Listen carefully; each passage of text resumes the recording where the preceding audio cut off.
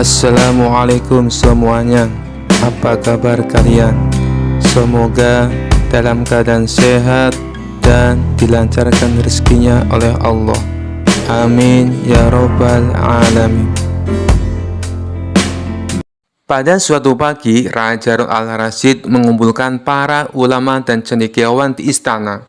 Ia ingin menguji kecerdikan mereka dengan sebuah pertanyaan. Raja berkata, "Wahai para ulama, coba jawab pertanyaanku ini. Berapa hasil dari 1 ditambah 1?" Para ulama tersenyum. Pertanyaan itu terlalu mudah. Mereka menjawab serempak. "Tentu saja 2, Baginda." Raja mengangguk lalu tersenyum nakal. "Benar, tapi aku ingin jawaban yang lain. Aku ingin mendengar penjelasan yang berbeda, bukan hanya 2. Apakah ada yang bisa menjawab?" Semua ulama terdiam. Mereka saling pandang, bingung harus berkata apa. Akhirnya salah satu penasihat kerajaan menyarankan, "Baginda, mungkin hanya Abu Nawas yang bisa menjawab pertanyaan itu." Raja pun setuju. "Panggil Abu Nawas sekarang juga." Tak lama kemudian Abu Nawas datang. "Assalamualaikum Baginda. Mengapa wajah semua orang terlihat bingung hari ini?" Raja menjawab, "Abu Nawas, aku punya pertanyaan untukmu. Jawab dengan cerdik. 1 ditambah 1 hasilnya bukan 2. Apa jawabannya?" Semua mata tertuju pada Abu Nawas. Mereka ingin tahu jawaban aneh apa lagi yang akan keluar dari mulutnya. Abu Nawas tersenyum lalu berkata, "Baginda, 1 ditambah 1 bisa sama dengan 11. Semua orang terkejut. 11? Abu Nawas menjelaskan, "Ya, jika angka 1 diletakkan di samping angka 1, maka jadilah angka 11. Itu bukan 2, melainkan 11. Orang-orang mulai tertawa. Raja tersenyum, tapi belum puas. Bagus, tapi aku ingin jawaban yang lain."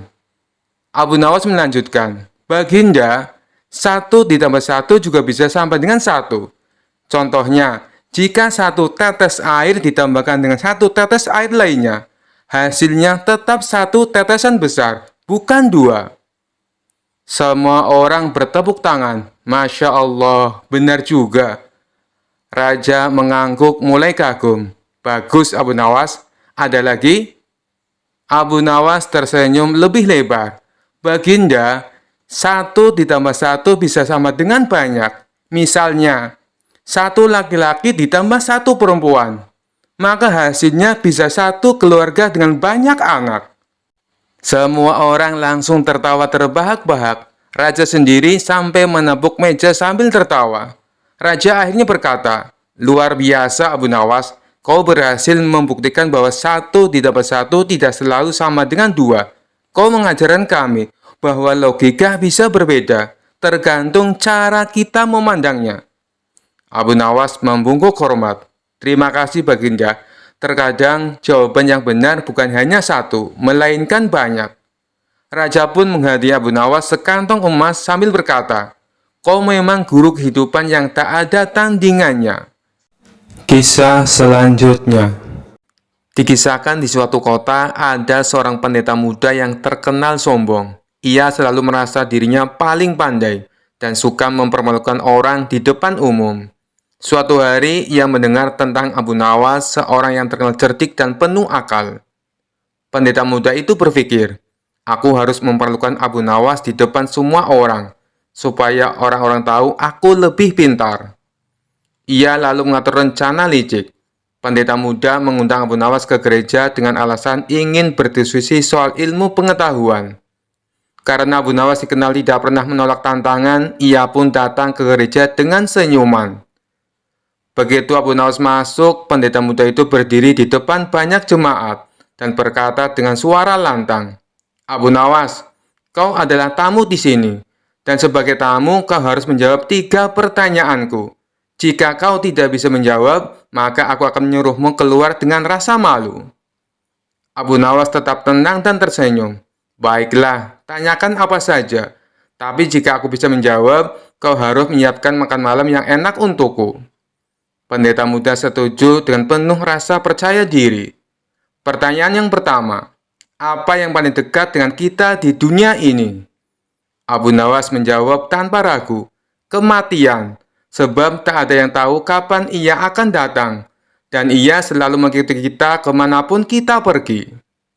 Pendeta muda terdiam, tak menyangka Abu Nawas bisa menjawab dengan begitu cepat dan bijak. Pertanyaan yang kedua, apa yang paling berat di dunia ini? Abu Nawas tersenyum dan berkata, menahan nafsu dan amarah. Banyak orang kuat mengangkat beban berat, tapi sedikit yang mampu menahan dirinya sendiri. Para jemaat mengangguk setuju mendengar jawaban Abu Nawas. Sementara pendeta muda mulai terlihat gugup. Pertanyaan yang ketiga, apa yang paling ringan di dunia ini? Abu Nawas dengan tenang menjawab, meninggalkan ibadah dan kebaikan. Banyak orang dengan mudah meninggalkannya hanya karena alasan sepele. Pemuda muda terdiam, ia tahu bahwa semua jawaban Abu Nawas benar dan sangat bijaksana. Para jemaat pun mulai berbisik-bisik memuji kecerdasan Abu Nawas. Karena merasa dipermalukan di depan umum, pendeta muda mencoba trik terakhirnya. Baiklah, kau menjawab semua pertanyaan dengan baik. Tapi sebelum aku menyiapkan makan malam untukmu, aku ingin melihat apakah kau benar-benar cerdik. Bisakah kau menghilang dari tempat ini tanpa berjalan keluar lewat pintu? Abu Nawas tersenyum lebar dan berkata, tentu saja.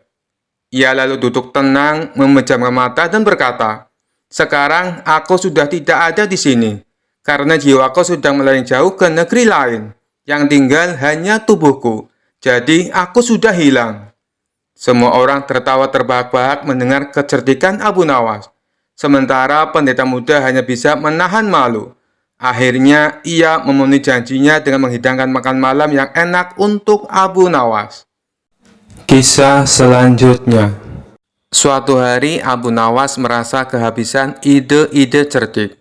Ia pun memutuskan untuk berjalan-jalan di kota mencari inspirasi.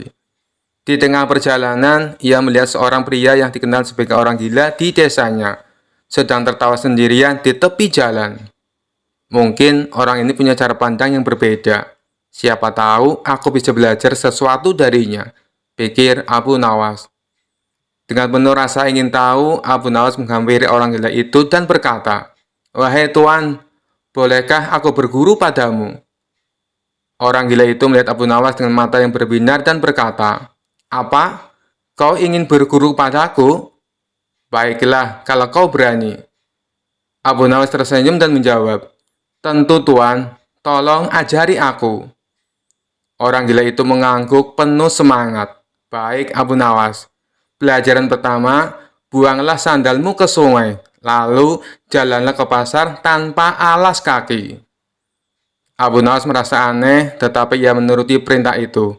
Ia melemparkan sandalnya ke sungai dan pergi ke pasar tanpa alas kaki. Di sepanjang jalan, orang-orang memandangnya dengan cara heran dan beberapa bahkan tertawa, melihat Abu Nawas yang terkenal cerdik berjalan seperti orang kebingungan. Setelah ia kembali, orang gila itu tertawa terbahak-bahak. Bagaimana rasanya menjadi bahan tertawaan orang Abu Nawas? Abu Nawas tersenyum. Rasanya memang aneh, tapi aku jadi paham bahwa kadang-kadang kita tidak boleh terlalu peduli pada pendapat orang lain. Orang gila itu mengangguk. Tepat. Sekarang pelajaran kedua. Kau harus pergi ke rumah makan paling mahal di kota dan pesanlah makanan termewah. Tapi bayarnya dengan daun kering. Abu Nawas tertawa kecil, tapi ia tetap mengikuti perintah itu. Ia masuk ke rumah makan, memesan makanan enak. Dan ketika saatnya membayar, ia mengeluarkan segenggam daun kering dari sakunya. Pemilik rumah makan tentu saja marah besar. Hei, kau pikir ini kebun raya? Daun itu bukan uang. Abu Nawas dengan tenang menjawab, oh, ini hanya pelajaran dari seorang guru. Kadang kita harus melihat betapa absurdnya dunia ini. Ketika kembali ke orang gila, Abu Nawas tertawa sambil berkata, tuan, aku sekarang mengerti. Kadang hidup tak perlu selalu serius, dan kita tak perlu terlalu memikirkan tata aturan yang kaku. Dunia ini penuh aturan aneh, tapi tak semuanya harus kita pedulikan. Orang gila itu tersenyum lebar. Kau benar, Abu Nawas. Hidup adalah lelucon yang harus kita nikmati, bukan rumus yang harus kita selesaikan. Sejak saat itu, Abu Nawas merasa mendapatkan pelajaran berharga dari orang yang dianggap gila. Ia pun semakin jenius dan santai dalam menjalani hidup, karena memahami bahwa terkadang kebahagiaan datang dari berpikir seperti orang yang bebas dari aturan kaku. Kisah selanjutnya. Suatu hari, Baginda Raja merasa penasaran dengan kecerdikan Abu Nawas yang seringkali berhasil memecahkan berbagai masalah sulit dengan cara unik. Ia pun berpikir, kalau Abu Nawas pintar, maka aku harus berguru padanya agar aku bisa lebih bijaksana. Raja lalu memanggil Abu Nawas ke istana. Ketika Abu Nawas tiba, Raja langsung menyampaikan keinginannya. Abu Nawas, aku ingin kau menjadi guruku. Ajari aku cara berpikir cerdik dan licik seperti dirimu. Abu Nawas tertegun, tapi ia pun tersenyum licik. Tentu saja, Baginda. Aku akan senang sekali mengajari Baginda. Tapi ada satu syarat. Baginda harus menuruti apapun yang aku perintahkan tanpa bertanya. Raja yang penuh percaya diri langsung menyanggupi syarat tersebut. Baik, Abu Nawas. Aku akan menurut. Mulailah pelajarannya. Abu Nawas tersenyum kemudian berkata, baiklah, pelajaran pertama, Baginda harus pergi ke pasar dengan membawa kendi penuh air, dan berdirilah di tengah pasar sambil meneriakkan, inilah minyak wangi terbaik di negeri ini. Lakukan itu sampai semua orang berkumpul. Raja bingung, minyak wangi dari air, orang-orang akan tertawa padaku, protes sang raja. Ini bagian dari pelajaran, Baginda, jawab Abu Nawas sambil menahan tawa. Kalau Baginda ingin belajar kecerdikan, Baginda harus belajar menghadapi ejekan dulu. Raja pun akhirnya pergi ke pasar sambil membawa kendi air itu. Di tengah pasar, ia mulai berteriak, inilah minyak wangi terbaik di negeri ini. Orang-orang yang lewat mulai tertawa kecil melihat tingkah sang raja. Seorang pedagang mendekat dan berkata, Baginda, bukankah itu hanya air biasa? Raja menahan malu tapi ingat janjinya pada Abu Nawas. Ia pun menjawab dengan lantang, tidak, ini minyak wangi terbaik. Setelah beberapa saat menahan malu di pasar, Raja kembali ke istana dengan wajah merah. Abu Nawas menyambutnya dengan senyum lebar. Baginda, pelajaran kedua sekarang. Kali ini Baginda harus menanam biji-bijian di taman istana sambil menghadap ke arah matahari terbenam, kata Abu Nawas serius. Raja yang meleleh berkata, apa gunanya semua ini, Abu Nawas? Ini semua tak ada artinya. Abu Nawas tersenyum sambil berkata, Baginda, inti dari semua ini adalah bahwa tidak semua masalah diselesaikan dengan cara logis atau serius. Kadang masalah bisa dihadapi dengan berpikir terbalik atau bahkan bercanda. Raja akhirnya tertawa terbahak-bahak menyadari bahwa Abu Nawas mengajarinya untuk berpikir lebih fleksibel dan menikmati setiap tantangan tanpa terlalu serius. Pelajaran itu pun menjadi pelajaran tak terlupakan bagi sang raja. Dan sejak itu ia belajar untuk lebih terbuka pada cara-cara unik dalam menghadapi sebuah masalah. Kisah selanjutnya. Pada suatu hari, raja sedang dalam suasana hati yang penuh penasaran. Ia baru saja membaca kitab filsafat yang membahas tentang kesabaran manusia. Namun ia tidak menemukan jawaban yang memuaskan. Maka ia memanggil Abu Nawas ke istana untuk menjawab pertanyaan besar itu. Abu Nawas, aku ingin bertanya padamu, kata raja dengan nada serius.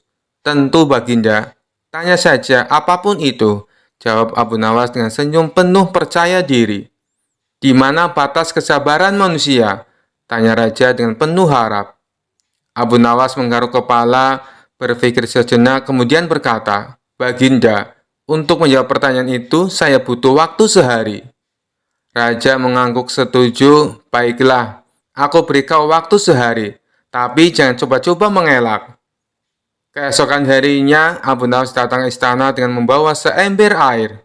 Raja penasaran, apa maksudnya membawa ember itu? Abu Nawas tersenyum dan berkata, Baginda, saya akan menunjukkan batas kesabaran hari ini.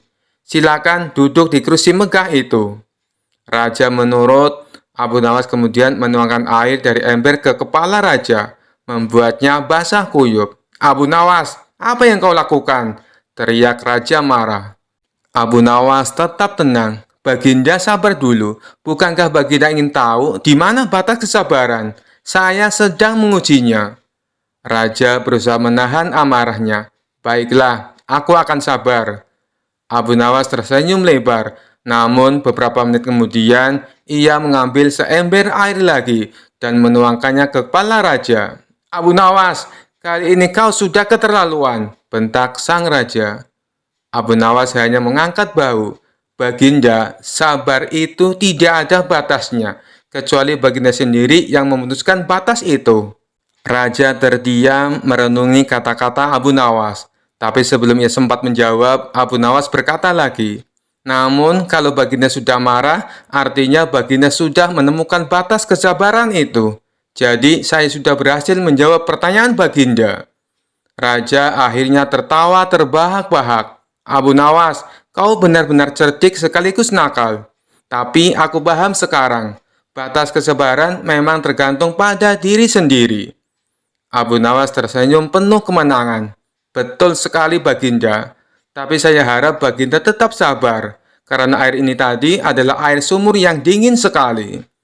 Raja tertawa lagi, meski masih sedikit kesal dan memaafkan Abu Nawas. Sejak itu, Raja belajar untuk lebih memahami kesabaran, terutama saat berhadapan dengan kecerdikan Abu Nawas. Kisah selanjutnya. Dikisahkan suatu hari Abu Nawas jatuh cinta pada seorang gadis cantik di kampungnya. Setelah memberanikan diri, ia mengutarakan niat untuk melamar gadis tersebut.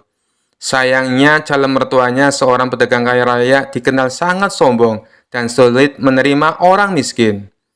Calon mertua Abu Nawas, Tuan Harun, memandang Abu Nawas dari atas ke bawah dengan tatapan merendahkan. Jadi, kau ingin menikahi putriku? Apa yang bisa kau tawarkan? Kau bahkan tidak punya harta. Abu Nawas tersenyum santai. Betul, Tuan. Saya memang tidak punya banyak harta, tapi saya punya sesuatu yang lebih berharga, kecerdasan. Tuan Harun mendengus. Cerdas, itu tidak cukup untuk menikahi putriku. Buktikan dulu kecerdasanmu.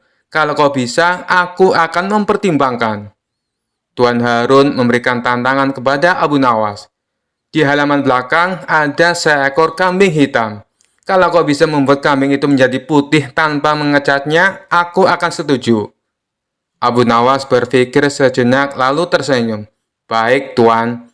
Berikan saya waktu 1 jam. Abu Nawas pergi ke pasar dan memberi sekarung tepung. Ia kembali ke rumah Tuan Harun dan menaburkan tepung itu ke seluruh tubuh kambing hitam. Kini kambing itu tampak putih. Tuan Harun tertawa kecil. Itu hanya trik bodoh. Kalau tepungnya hilang, kambing itu tetap hitam. Abu Nawas menjawab, betul Tuan, tapi bukankah hidup ini juga hanya sementara? Warna bisa berubah, harta bisa hilang, tapi yang penting adalah bagaimana kita menerima keadaan. Bukankah begitu, Tuan? Tuan Harun tercengang mendengar jawaban Abu Nawas yang filosofis. Tidak puas, Tuan Harun memberikan tantangan kedua. Kalau kau memang cerdas, buktikan bahwa kau bisa mengubah air menjadi emas. Abu Nawas meminta segelas air. Ia kemudian mengaduknya perlahan sambil berbisik. Setelah beberapa saat, ia menyerahkan gelas itu kepada Tuan Harun. Silakan minum, Tuan. Air ini akan berubah menjadi emas di dalam tubuh Anda. Tuan Harun bingung. Apa maksudmu? Abu Nawas menjelaskan, setelah Tuan meminum air ini, tubuh Tuan akan mendapatkan energi untuk bekerja lebih keras, menghasilkan uang lebih banyak dan menjadi lebih kaya. Bukankah itu sama saja dengan mengubah air menjadi emas? Tuan Harun tak bisa membantah logika Abu Nawas. Melihat kecerdasan Abu Nawas, calon mertuanya akhirnya menyerah. Baiklah Abu Nawas, aku setuju kau menikahi putriku. Tapi ingat, kalau kau gagal membahagiakannya, kau akan berhadapan denganku. Abu Nawas tersenyum. Jangan khawatir Tuan, kebahagiaan adalah keahlianku. Pernikahan pun digelar dengan meriah, dan Abu Nawas berhasil membuktikan bahwa kecerdasan bisa mengalahkan segala ujian, termasuk calon mertua yang sulit. Kisah selanjutnya. Dikisahkan suatu hari di sebuah pasar kota Baghdad terdengar kabar mengejutkan bahwa ada seorang biarawati asing yang pernah membakar Al-Quran di negeri asalnya. Biarawati itu terkenal sebagai sosok yang sombong dan gemar memperdebatkan agama dengan orang-orang. Kali ini ia datang ke Baghdad dan menantang siapa saja untuk berdebat. Mana orang pintar di kota ini? Aku ingin membuktikan bahwa kepercayaanku lebih baik daripada kalian semua, teriak sang biarawati dengan lantang di tengah kerumunan. Mendengar keributan itu, Abu Nawas yang kebetulan lewat langsung maju ke depan dengan santai. Aku Abu Nawas, orang biasa di kota ini. Aku menerima tantanganmu, katanya dengan senyum penuh percaya diri. Biarawati itu menatap Abu Nawas dari atas ke bawah. Kau, tampangmu saja seperti pengemis. Kau yakin bisa berdebat denganku? Abu Nawas tertawa kecil. Tidak perlu tampang pintar untuk menang dalam debat. Cukup dengan akal sehat.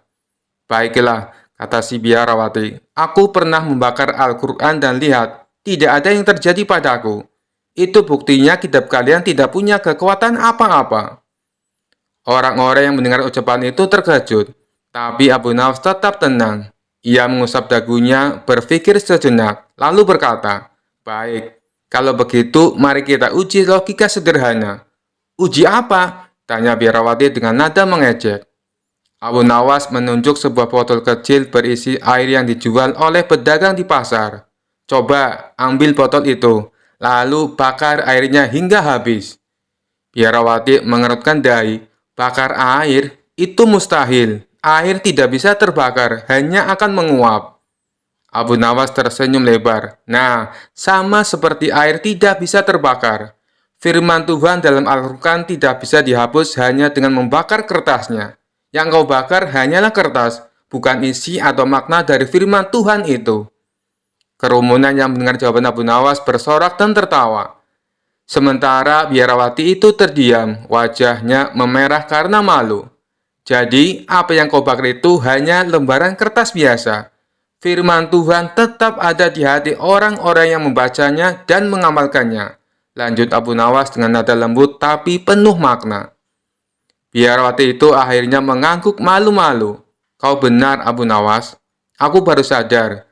Meskipun aku membakar kertas, aku tidak bisa menghancurkan makna atau keyakinan yang ada di dalam hati orang-orang. Abu Nawas tersenyum ramah. Tidak masalah. Yang penting kau sudah paham. Dan mulai sekarang, coba hargai keyakinan orang lain. Siapa tahu suatu saat kau sendiri akan menemukan kebenaran sejati. Biarawati itu pun pergi dengan perasaan campur aduk. Sementara orang-orang memuji kecerdasan Abu Nawas. Kisah selanjutnya. Dikisahkan pada suatu hari, seorang pedagang kaya raya dari negeri tetangga datang menemui Abu Nawas. Ia mendengar kabar bahwa Abu Nawas adalah seorang yang sangat cerdas, sekaligus seorang muslim yang taat. Pedagang itu merasa penasaran apakah Abu Nawas benar-benar sekuat itu memegang keyakinannya. Pedagang itu membawa sebuah koper besar yang berisi emas dan uang. Ia berkata kepada Abu Nawas dengan nada yang sangat meyakinkan. Abu Nawas, aku akan memberikan koper emas ini lengkap dengan seluruh uang di dalamnya. Jika engkau mau meninggalkan agamamu dan mengikuti keyakinanku. Abu Nawas menggaruk-garuk kepalanya seolah-olah sedang berpikir keras. Ia lalu memandangi koper besar itu dengan tatapan yang sangat serius. Koper ini berat sekali. Apa benar isinya emas dan uang? Benar sekali, kata pedagang itu. Semua ini untukmu, asal kau mau berpindah keyakinan. Abu Nawas meminta izin untuk memeriksa koper tersebut.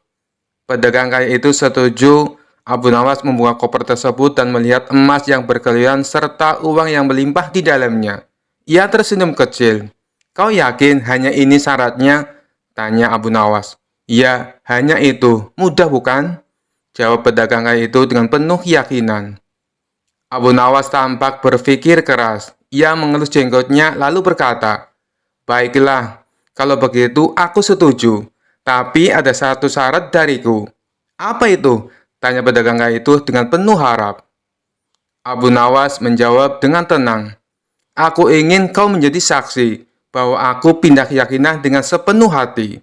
Tapi sebelumnya, mari kita sholat bersama, agar aku bisa berpamitan kepada Tuhanku untuk terakhir kalinya." Pedagang itu bingung, "Sholat? Mengapa kau perlu sholat? Bukankah kau akan meninggalkan Tuhanmu?" "Ya, tapi aku ingin berpamitan dengan baik. Ini soal sopan santun, kawan. Apalagi Tuhan adalah pemilik segalanya, bahkan emas yang ada di koper ini. Kau tidak ingin aku terlihat tidak sopan, bukan?" Pedagang itu yang tidak tahu harus berkata apa, akhirnya setuju. Abu Nawas pun memimpin sholat. Setelah sholat selesai, Abu Nawas bangkit dengan wajah ceria. "Aku sudah pamit kepada Tuhanku. Tapi kau tahu apa yang terjadi?" "Apa?" tanya pedagang itu. "Tuhanku mengatakan, 'Abu Nawas, apakah kau ingin menukarku dengan koper yang isinya ciptaanku? Kalau begitu, biarkan aku ambil kembali koper itu, karena semua yang ada di dunia ini adalah milikku.' Jadi, aku pikir aku lebih baik tetap bersama Tuhan yang memiliki segalanya daripada bersama koper ini." Pedagang itu tertegun lalu berkata, "Kau memang cerdas, Abu Nawas. Aku menyerah." Abu Nawas tertawa kecil dan mengembalikan koper tersebut. "Bawa koper ini kembali, kawan. Tapi ingat, iman tak bisa dibeli dengan emas atau uang, apalagi dengan koper." Pedagang itu pergi dengan wajah malu, sementara Abu Nawas kembali ke rumahnya sambil tertawa puas. Kisah selanjutnya. Kisah Abu Nawas kali ini berawal dari Baginda Raja yang memiliki seorang menteri kepercayaan dan senantiasa mendampinginya. Menteri itu bernama Abu Jahal. Namun, kepercayaan yang diberikan oleh Baginda Raja sering dimanfaatkan oleh Abu Jahal untuk memperkaya diri. Terkadang ia meminta upeti kepada rakyat dengan mengatasnamakan Baginda Raja. Hal ini tentu saja membuat Abu Nawas geram, tapi tidak berani mengadukannya kepada Baginda Raja. Sebab dengan kedudukan yang dimiliki, Abu Jahal bisa saja memutarbalikkan fakta dan menuduh Abu Nawaslah pelakunya. Seiring berjalannya waktu, penasihat istana meninggal dunia. Baginda Raja sangat kehilangan dan belum bisa menemukan penggantinya. Jadi untuk sementara waktu jabatan penasihat istana masih kosong, belum ada yang mendudukinya. Kesempatan ini segera dimanfaatkan Abu Jahal. Ia ingin sekali menduduki jabatan tersebut. Dengan begitu ia bisa lebih leluasa mempengaruhi Baginda Raja. Segala cara Abu Jahal lakukan. Di depan Baginda Raja, Abu Jahal terus mencari muka agar terpilih menjadi penasehat istana. Tapi sayangnya ambisi Abu Jahal ini harus kandas di tengah jalan, karena tidak berapa lama Baginda Raja justru memilih Abu Nawas untuk menjadi penasehat istana. Keputusan Baginda Raja ini tentu saja membuat Abu Jahal kecewa, sehingga ia menaruh dendam kepada Abu Nawas. Suatu hari ketika Abu Jahal melihat Abu Nawas sedang duduk bersama Baginda Raja, timbul pemikiran di kepalanya. Seharusnya aku yang ada di tempat Abu Nawas. Abu Nawas tidak pantas duduk di situ. Abu Nawas itu apa dia? Tidak mampu mengurus masalah kerajaan. Pantasnya dia jadi pelawak istana. Gerutu Abu Jahal dalam hati. Merasa kecewa dengan keputusan Baginda Raja, Abu Jahal lalu menyampaikan keberatan. Pada suatu hari saat Baginda Raja sedang duduk sendirian di singgasananya, Abu Jahal menghadap dan berkata, "Ampun Paduka yang mulia, hamba izin menghadap Baginda Raja." Baginda Raja terkejut melihat Abu Jahal yang tiba-tiba menghadapnya. "Ada apa Abu Jahal? Apa yang ingin kau sampaikan?" tanya Baginda Raja. "Ampun Paduka yang mulia, hamba rasa Abu Nawas tidak pantas menjabat sebagai penasihat istana. Karena menurut hamba, dia tidak tahu apa-apa soal negara. Abu Nawas itu apa kelihayannya? Cuma melucu," tutur Abu Jahal. "Tapi bukankah Abu Nawas terkenal cerdas? Dia juga seorang yang jujur," ujar Baginda Raja. "Apakah Paduka sudah meragukan kejujuran saya?" tanya Abu Jahal. "Bukan seperti itu. Kamu kan sudah menduduki jabatan menteri istana. Jadi wajar kalau Abu Nawas yang mengisi jabatan penasehat istana, jawab Baginda Raja. Tapi hamba lebih berpengalaman Paduka yang mulia, apalagi mengenai kenegaraan. Hamba juga ahli berperang. Tubuh hamba kekar dan perkasa. Lalu hamba sudah lama berbakti kepada Baginda Raja. Hamba rasa hambalah yang lebih pantas menjadi penasehat istana, ucap Abu Jahal.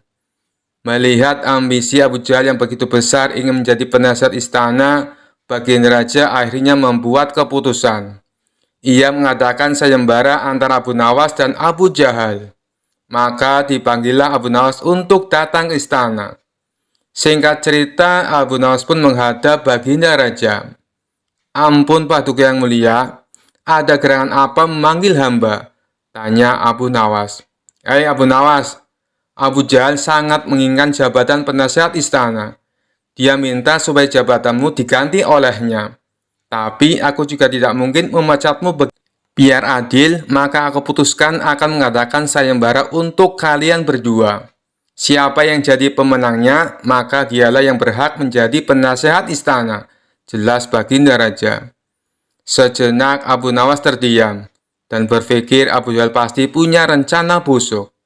Jangan sampai dia jadi penasihat istana. Bisa-bisa rakyat makin tertindas oleh kelakuannya, pikir Abu Nawas. Ampun Paduka yang mulia, kalau boleh tahu sayembara apa yang hendak diberikan? Tanya Abu Nawas. Aku ingin masing-masing dari kalian membawakan satu gentong air laut, tapi yang rasanya tawar. Perintah Baginda Raja. Abu Nawas dan Abu Jahal langsung terkejut mendengar permintaan Baginda Raja yang aneh itu. Sekarang pulanglah kalian berdua, dan besok kembali ke sini dengan membawa air laut yang rasanya tawar, kata Baginda Raja melanjutkan. Sesampainya di rumah, Abu Nawas terus memikirkan dan mencari tahu keberadaan laut yang airnya tawar. Mana ada air laut yang rasanya tawar? Orang secerdik apapun tidak akan bisa melakukannya, pikir Abu Nawas. Sementara itu, Abu Jahal mulai berbuat curang. Ia memasukkan air sumur ke gentong untuk dibawanya ke istana. Baginda Raja pasti percaya, meskipun aku berkata bohong, karena aku tahu aku adalah menterinya yang paling dipercaya, kata Abu Jahal dalam hati. Keesokan harinya, Abu Nawas dan Abu Jahal datang ke istana dengan membawa gentong masing-masing. Bagaimana? Apakah kalian sudah mendapatkan airnya? Tanya Baginda Raja. Sudah Paduka yang mulia, jawab Abu Jahal dan Abu Nawas serempak. Kemudian Abu Jahal maju lebih dulu menyerahkan gentongnya.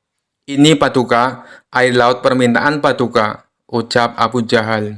Baginda Raja lalu mencicipi air yang dibawa Abu Jahal. Bagus Abu Jahal, air ini rasanya tawar.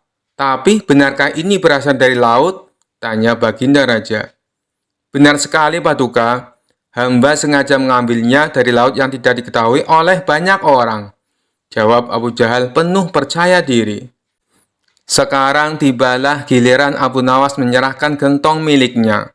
Ketika Baginda Raja mencicipi air yang ada di gentong Abu Nawas, ia pun langsung berkata, Hei Abu Nawas, kenapa rasanya masih asin dan getir? Yang aku minta air laut rasa tawar, ucap Baginda Raja. Ampun Paduka yang mulia, tapi memang begitulah rasa air laut, balas Abu Nawas. Baiklah, karena lomba ini dimenangkan Abu Jahal, tentu dia akan menjadi penasehat istana, tutur Baginda Raja. Mendengar hal itu, Abu Jahal sangat kegirangan, sudah tidak sabar ingin menduduki jabatan tersebut.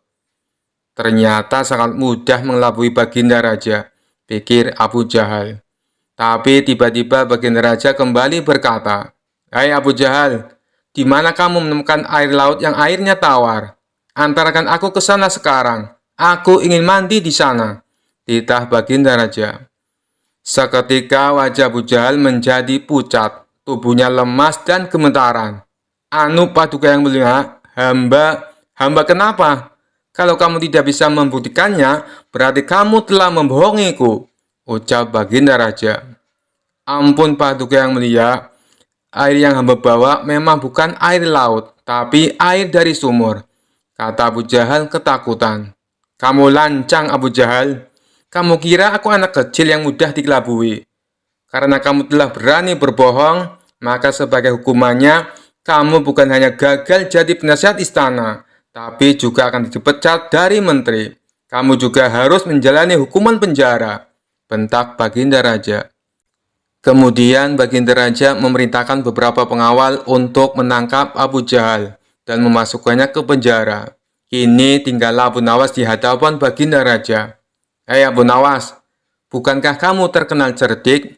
Bisa saja kamu membohongiku, dan dengan kecerdikanmu itu kamu tentu bisa menutupi kebohonganmu. Tapi kenapa tidak kau lakukan? Tanya Baginda Raja. Ampun Paduka yang mulia, hamba memang cerdik. Tapi hamba bukan pembohong. Secerdik apapun manusia, tidak akan ada yang bisa mengubah rasa air laut menjadi tawar. Terang Abu Nawas. Kamu memang benar Abu Nawas. Itulah orang yang saya cari untuk menduduki jabatan sebagai penasihat istana. Cerdik dan jujur. Kata Baginda Raja tersenyum puas. Kisah selanjutnya. Suatu hari Abu Nawas sedang berjalan-jalan di pasar. Seperti biasa, dia disapa oleh banyak orang yang kagum dengan kecerdasannya. Namun hari itu, seorang pria bisu datang mendekat dan mulai menggerak-gerakkan tangan dan wajahnya dengan ekspresi marah, seolah-olah mengajak Abu Nawas untuk berdebat. Abu Nawas yang terkenal cerdik dan humoris segera menyadari tantangan unik ini. Dia tidak bisa mengabaikan ajakan berdebat tersebut, meskipun lawannya tidak bisa berbicara. Maka dia pun berusaha menanggapi dengan isyarat dan gerakan. Pria bisu itu mengacukan satu jari ke arah Abu Nawas. Abu Nawas berpikir sejenak, lalu mengacungkan dua jari sebagai balasan. Orang-orang di sekitar mulai berkumpul penasaran dengan apa yang sedang terjadi. Pria bisu itu kemudian mengacungkan tiga jari, dan Abu Nawas dengan tenang mengangkat kepalan tangannya. Orang-orang mulai tertawa, tetapi mereka masih tidak mengerti apa yang sedang mereka bicarakan. Pria bisu itu kemudian membuat gerakan melingkar dengan tangannya, seolah-olah menggambarkan dunia. Abu Nawas menjawab dengan menunjuk ke tanah. Pria bisu itu menggelengkan kepala dengan keras, lalu menunjuk ke langit. Abu Nawas tersenyum dan mengangguk. Setelah beberapa menit, pria bisu itu tampak bingung. Kemudian dia mengangguk dan pergi. Orang-orang di sekitar bertepuk tangan dan tertawa, terhibur oleh pertunjukan yang baru saja mereka saksikan. Seorang teman Abu Nawas yang penasaran bertanya, Abu Nawas, apa sebenarnya yang kalian bicarakan tadi? Itu terlihat seperti perdebatan yang sangat serius. Abu Nawas tertawa dan menjelaskan. Awalnya, dia mengacungkan satu jari. Artinya, dunia ini hanya ada satu Tuhan. Saya menjawab dengan dua jari. Artinya, Tuhan menciptakan dua alam, dunia dan akhirat. Kemudian, dia mengacungkan tiga jari, yang artinya adalah tiga unsur utama, manusia, hewan, dan tumbuhan. Saya menjawab dengan kepalan tangan, yang berarti kita semua berada di bawah kekuasaan Tuhan yang satu. Ketika dia menggambarkan dunia dengan tangannya, saya menjawab dengan menunjuk ke tanah. Artinya segala sesuatu berasal dari bumi. Ketika dia menunjuk langit, saya setuju bahwa Tuhan mengawasi kita dari atas. Pada akhirnya, dia menyadari bahwa kita berdua memiliki pemahaman yang sama, dan perdebatan selesai. Semua orang tertawa terbahak-bahak mengagumi kecerdikan Abu Nawas. Bahkan pria bisu itu kembali dan memberi isyarat jempol kepada Abu Nawas sebagai tanda penghormatan. Kisah selanjutnya. Suatu sore, Abu Nawas berjalan melewati sebuah sumur tua di tepi desa yang sudah lama dikenal angker. Konon, sumur itu dihuni oleh seorang jin wanita yang sering menggoda para lelaki dengan rayuan manisnya. Tapi sebagai orang yang cerdik, Abu Nawas merasa tertantang untuk menghadapinya. Ketika Abu Nawas mendekati sumur tua itu, tiba-tiba terdengar suara merdu dari dalam sumur. "Wahai Abu Nawas, kau tampan sekali. Suaramu terdengar gagah dan menawan. Tidakkah kau ingin melihatku lebih dekat?" Abu Nawas tersenyum geli dan berkata dengan suara lantang, "Wahai jin cantik, apakah kau tidak pernah melihat orang tampan seperti aku sebelumnya?" Jin wanita itu tertawa kecil, suaranya begitu manis. "Oh tidak Abu Nawas, kau adalah orang yang paling istimewa. Masuklah ke sumur ini, dan kita bisa hidup bersama. Aku akan membuatkanmu minuman lezat dan memanjakanmu setiap hari." Abu Nawas mengusap dagunya, berpura-pura tertarik. "Minuman lezat terdengar menggoda, tapi aku takut kau tidak bisa memasak dengan baik. Apa kau pernah membuat rendang atau paling tidak teh manis?" Jin wanita itu terdiam sejenak, terjebak dengan pertanyaan Abu Nawas, kemudian berkata, "Aku bisa mempelajarinya demi dirimu Abu Nawas, asal kau mau turun kemari. Aku akan belajar semua masakan kesukaanmu." Abu Nawas tersenyum licik. "Begini saja, kalau kau benar-benar ingin menunjukkan cintamu padaku, naiklah ke atas dan bawakan teh manis yang harum dan manis. Kalau tidak bisa, sebaiknya kau menyerah." Jin wanita itu kebingungan, merasa tersudut. "Maaf Abu Nawas, aku tak bisa meninggalkan sumur ini. Tapi kumohon, turunlah ke sini dan kita akan hidup bahagia." Abu Nawas pun mengeluh, pura-pura merajuk. "Sayang sekali, padahal aku sudah ingin menikahimu. Aku butuh jin yang bisa memenuhi permintaanku. Kalau begitu, aku pergi saja. Mungkin aku akan menemukan sumur lain yang dihuni oleh jin yang lebih terampil." Mendengar itu, jin wanita pun menyerah. "Tunggu Abu Nawas, baiklah, kau menang. Aku hanya jin sumur tua yang kesepian dan suka menggoda. Kau memang cerdik dan tak mudah tertipu. Pergilah, dan jangan ceritakan ini pada siapapun." Abu Nawas tertawa bahak-bahak sambil menjauh dari sumur. "Baiklah, wahai jin, anggap saja ini rahasia kecil kita. Tapi lain kali kalau mau merayu orang, belajarlah memasak dulu." Sejak hari itu, sumur tua itu tak lagi mengeluarkan suara. Para warga pun kagum dengan kecerdikan Abu Nawas yang berhasil mengerjai jin wanita sumur tua tanpa sedikit pun gentar. Kisah selanjutnya. Alkisah suatu hari Abu Nawas mondar-mandir kebingungan. Disebabkan dia hanya punya waktu 3 hari lagi hanya untuk melunasi semua hutang-hutangnya. Jika tidak mampu melunasinya, dipastikan Abu Nawas akan dipenjara dan aset hartanya akan disita oleh kerajaan Khalifah Harun al-Rasyid. Abu Nawas harus mencari akal agar aset hartanya yang tersisa tidak disita oleh pengadilan kerajaan.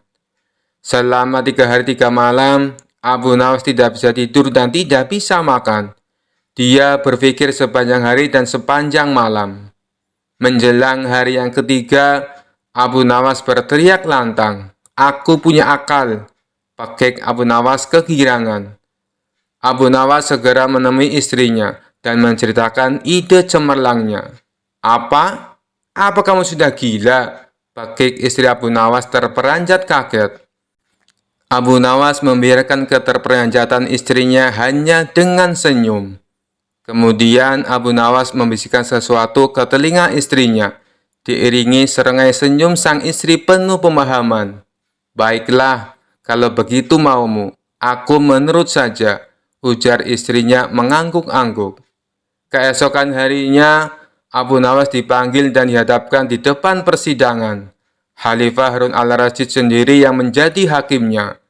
"Hai Abu Nawas, sudah banyak laporan yang mengadukan bahwa kau sudah terlalu banyak hutang dan tidak ada jalan, kecuali hartamu yang tersisa itu saja yang akan diambil kerajaan untuk disita dan dilelang. Sekarang sebutkan aset harta kekayaan apalagi yang masih tersisa. Rumah, tanah, kebun, ternak, atau toko?" tanya sang khalifah. "Maafkan hamba, duhai baginda raja yang bijak. Hamba tidak memiliki semua yang baginda sebutkan itu." Hamba sekarang telah pahit dan jatuh miskin, ujar Abu Nawas memelas penuh rasa iba. Kau jangan berbohong, wahai Abu Nawas. Pihak penuntut umum kerajaan telah mendata semua asetmu yang masih tersisa, dan itu akan kami sita sebagai jaminan, tegas sang khalifah. Benar, Baginda, hamba tidak berbohong. Aset kekayaan itu sudah tidak bukan milik hamba lagi. Hamba sudah tidak punya apa-apa lagi untuk disita. Apa maksudmu, wahai Abu Nawas? Kau jangan mempermainkan persidangan mulia ini. Berkata jujurlah, sebab jika tidak kau akan dikenakan sanksi yang lebih berat lagi. Benar, Baginda, hamba tidak bersusta.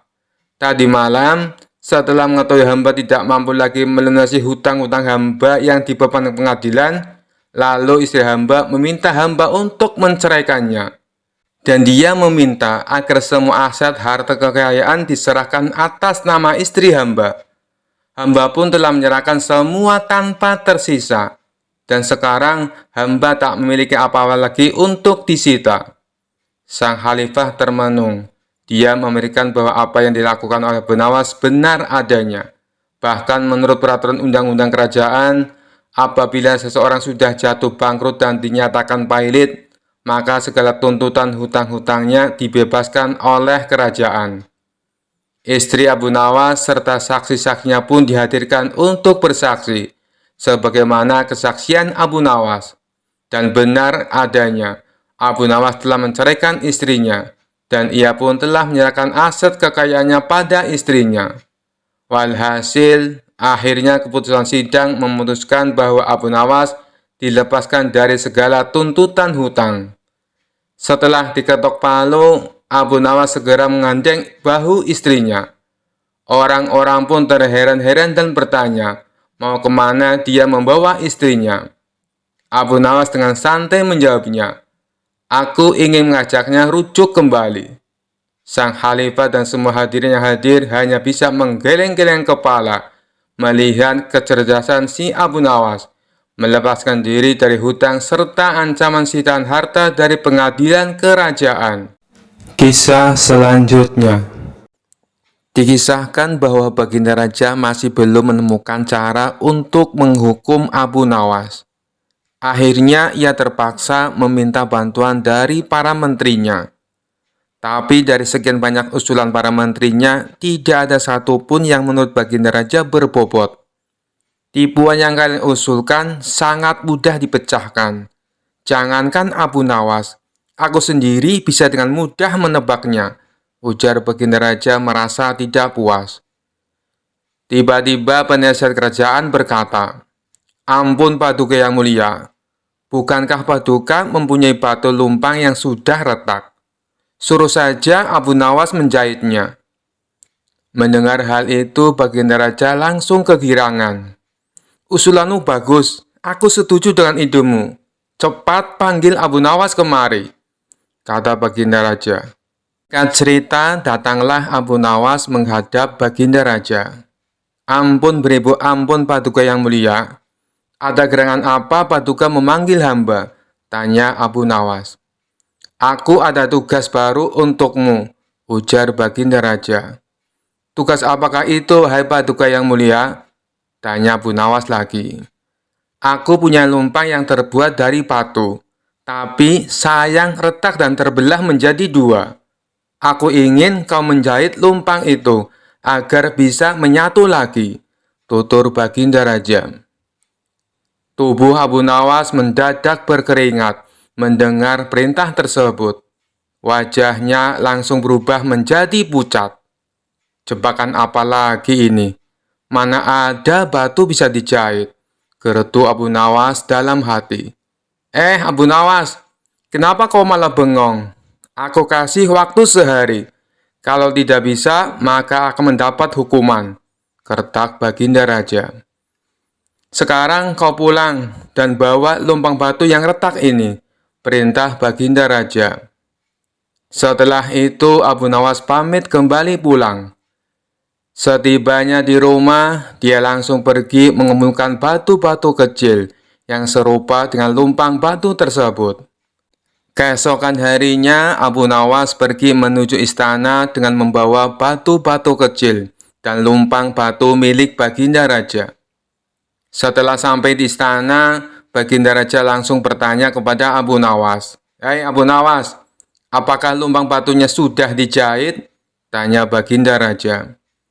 "Ampun Paduka yang mulia, hamba sudah mengumpulkan batu-batu kecil yang sama persis jenisnya dengan lumpang batu milik Paduka. Dan hamba minta tolong kepada Paduka untuk memilihkan serat dari batu-batu kecil yang hamba kumpulkan. Setelah itu hamba akan jahit batu lumpang milik Paduka," jawab Abu Nawas. "Apa-apaan kau ini? Siapa juga yang dapat membuat batu sekecil itu menjadi benang?" tanya Baginda Raja. "Ampun beribu ampun Paduka yang mulia.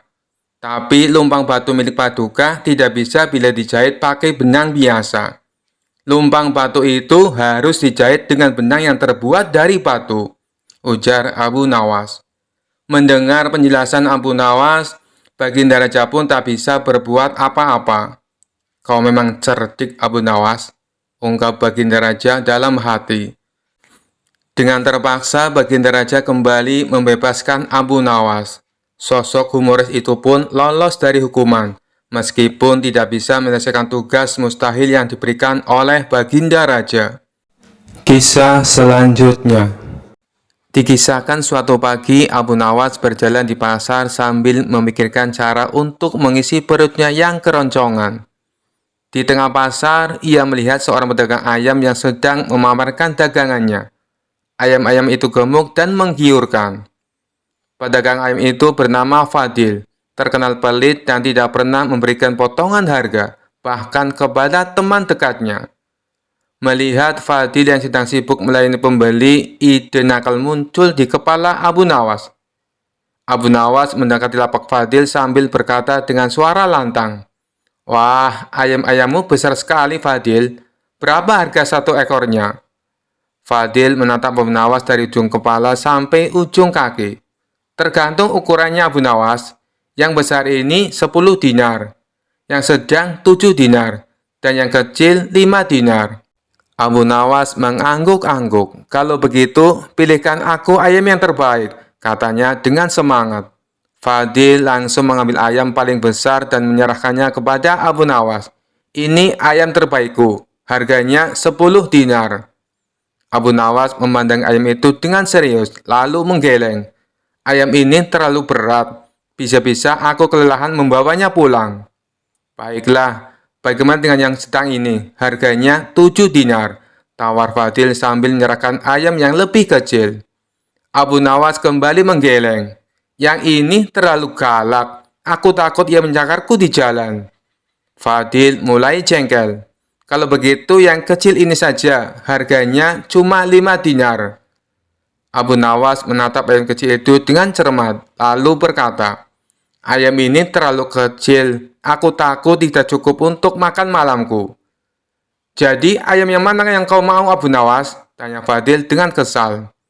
Abu Nawas tersenyum lebar. "Aku ingin ayam yang bisa bicara. Ada tidak?" Fadil terkejut. "Ayam yang bisa bicara? Kau gila.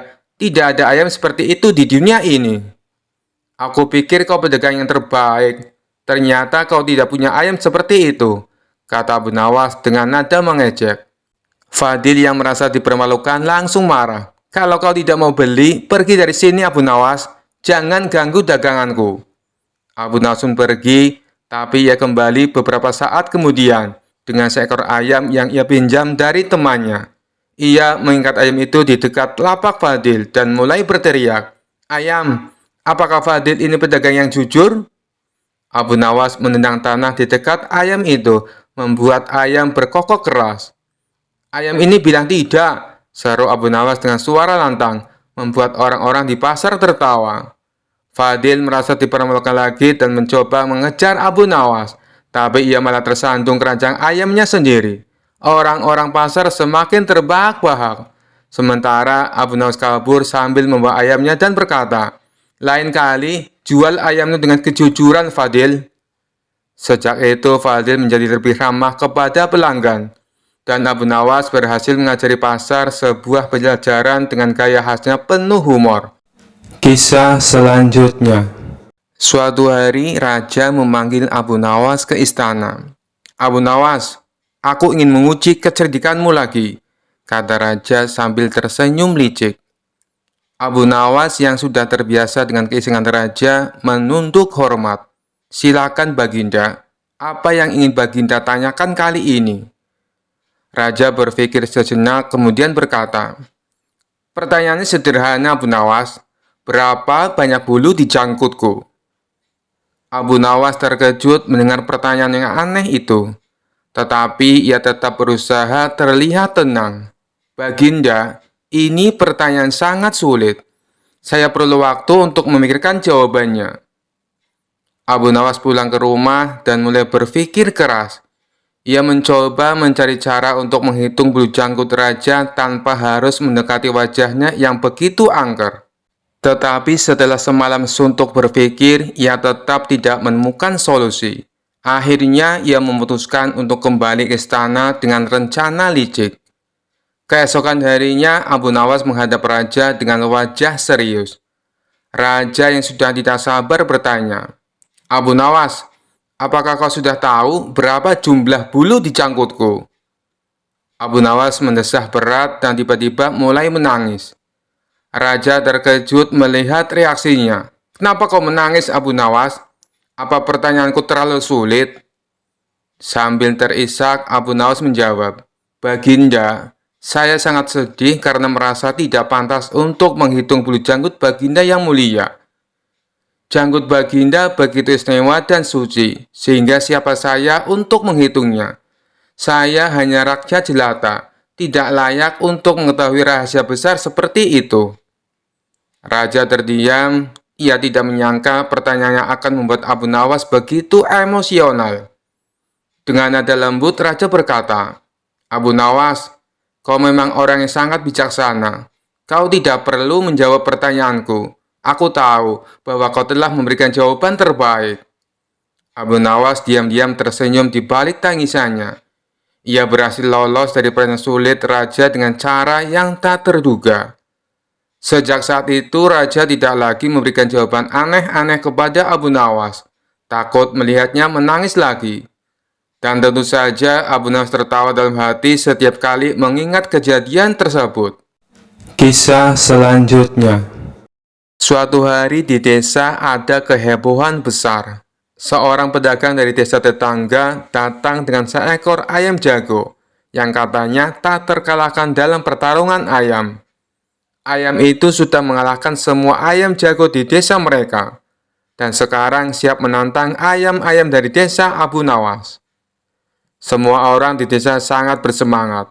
Mereka berbondong-bondong ke alun-alun untuk menyaksikan pertarungan ayam jago. Abu Nawas yang terkenal dengan kecerdikannya juga hadir.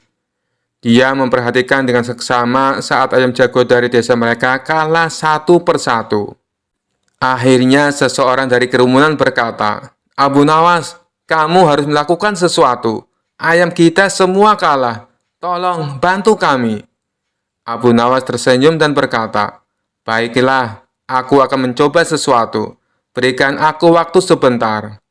Abu Nawas pergi ke rumahnya dan kembali dengan membawa seekor ayam jago. Ayam ini tampak biasa saja, tidak ada yang istimewa.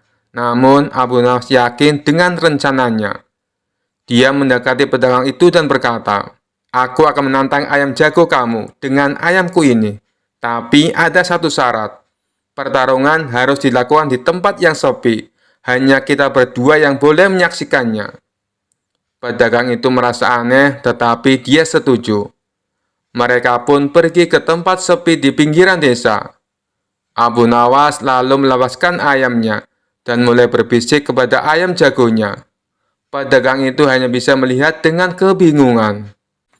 Ketika pertarungan dimulai, ayam jago Abu Nawas tiba-tiba berlari menjauh, meninggalkan ayam jago pedagang itu sendirian.